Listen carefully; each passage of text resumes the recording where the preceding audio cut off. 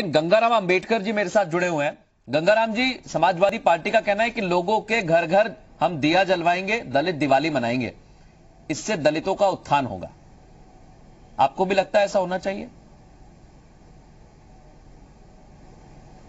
देखिए मृदुल जी, सबसे पहले तो मैं समाजवादी पार्टी के राष्ट्रीय अध्यक्ष माननीय श्री अखिलेश यादव जी का दिल से शुक्रिया अदा करता हूं कि जब से वो उनसे हमारी कई बार की मुलाकात हुई है, हमने बताया था उनसे कि उत्तर प्रदेश में सत्ता में आने के लिए या उत्तर प्रदेश में आपको अपने पैरों पर खड़ा होने के लिए बहुजनी मूवमेंट की तरफ वापस आना बहुत जरूरी होगा। शायद वो अम्बेडकरवाद को विधिवत तरीके से समझ गए हैं। इसके बाद हमारी मुलाकात के बाद उन्होंने बहुजन समाज के तमाम महापुरुषों के जन्म जयंती परिनिर्वाण दिवस को मनाने का सिलसिला शुरू किया। कोई नया पैगाम नहीं है।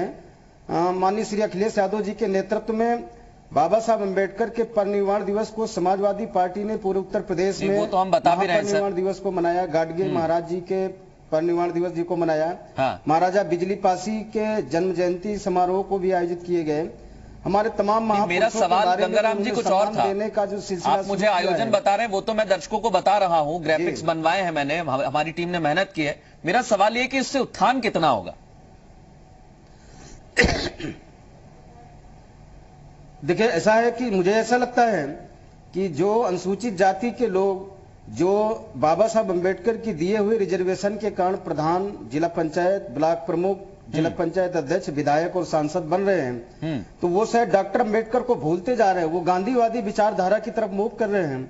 तो मुझे लगता है कि माननीय श्री अखिलेश यादव जी उन तमाम लोगों को ये बताने की कोशिश कर रहे हैं कि अम्बेडकरवाद से ही आपकी समाज की उन्नति हो सकती है। अम्बेडकरवाद के रास्ते मैं एक चीज और समझना चाहता हूं। आपने कहा कि अम्बेडकर की विचारधारा भूल रहे हैं और गांधी की विचारधारा की तरफ बढ़ रहे हैं।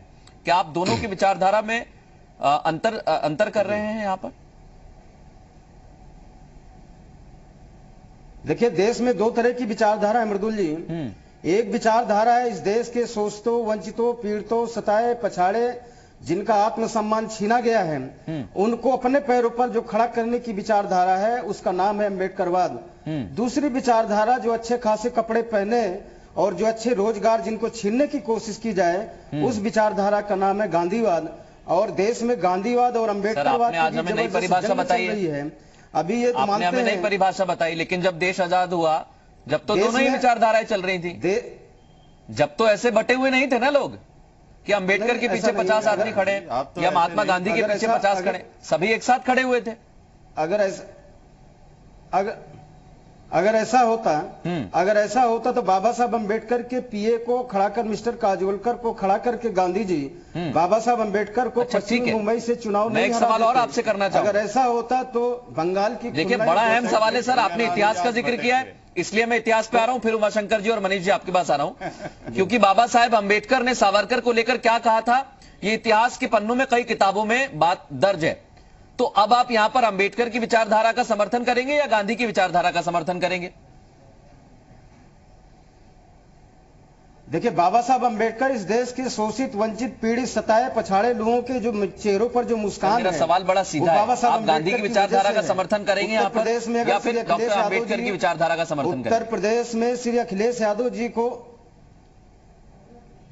मैं आपसे बहुत पुरानी बात कर रहा हूं, डॉक्टर अम्बेडकर की विचारधारा का समर्थक हूं। हाँ, और कहिए पूरी बात। डॉक्टर अम्बेडकर की विचारधारा को हम आखिरी सांस तक हम पालन करेंगे। ठीक है, अब मैं हो रहा है, गंगाराम जी कुछ कहना चाह रहे हैं इस पर, फिर मैं आपके पास, और उमाशंकर जी भी कुछ कहना चाह रहे हैं। बहुजन चिंतक गंगाराम जी, आपको लगता है कि इससे बहुजन जो हित की बात आप करते हैं वो हो जाएगा, लोगों के घर दिया जलेगा? तो आ रहा हूं नाहिद जी, एक सेकंड प्लीज।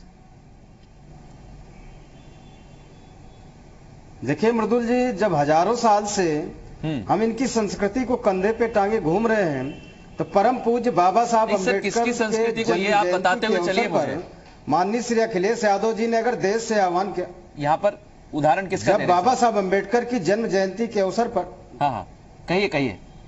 हेलो जी, कहिए, सुन रहा हूं सर, मैं सुन रहा हूं। जब हजारों साल से इनकी संस्कृति, हजारों साल से जब इनकी संस्कृति को हम कंधे पे टांगे घूम रहे हैं, तो जब बाबा साहब अम्बेडकर की जन्म जयंती के अवसर पर समाजवादी पार्टी के राष्ट्रीय अध्यक्ष माननीय श्री अखिलेश यादव जी ने देश से आह्वान किया है कि उस दिन दीपावली की तरह मनाया जाए, ताकि भारतीय संविधान के प्रति लोगों की आस्था उमड़े, बाबा साहब अम्बेडकर के किए गए संघर्षों को देश जान सके। छोटे छोटे दो सवाल करना चाह रहा हूँ गंगा जी, माननीय थोड़ा सा वक्त मेरे पास भी कम है आज, इसलिए अगर इनके घरों में छोटे छोटे दो सवाल है, छोटे छोटे दो सवाल। एक तो आपने कहा कि इनकी संस्कृति, तो किस संस्कृति की बात कर रहे हैं? क्या उसी संस्कृति की बात कर रहे हैं जहां से दिवाली निकलती है? हमें क्या प्रॉब्लम है? अरे भाई, हमारे लोग तो कई हजार किलोमीटर, कई मेरा सवाल बड़ा सीधा, उसी संस्कृति की बात कर रहे हैं जहां से दिवाली आती है? समय बर्बाद कर रहे हैं। हमारे लोग इनकी हर संस्कृति में शामिल होकर के अपना समय बर्बाद कर रहे हैं। कौन सी संस्कृति आप बताइए तो सही सर मुझे। जयंती पर अगर